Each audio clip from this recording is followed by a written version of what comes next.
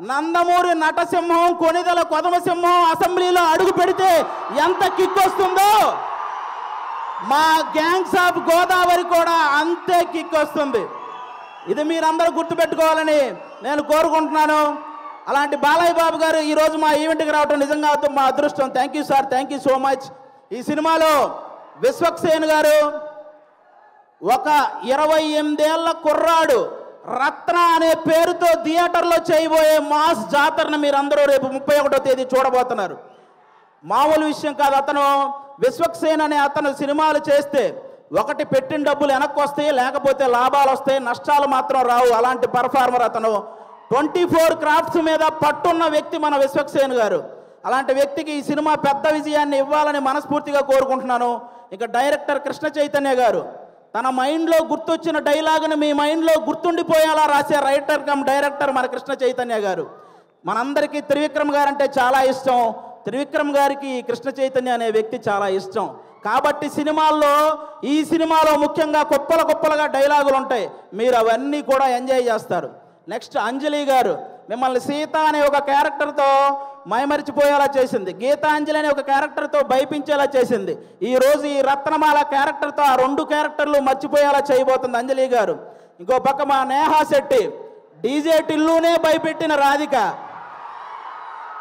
ఈ సినిమాలో రత్నాకి భయపడబోతున్న బుజ్జి. ఈ సినిమాలో రత్నాకి భయపడబోతున్న బుజ్జి లాగా తను చూడబోతున్నారు.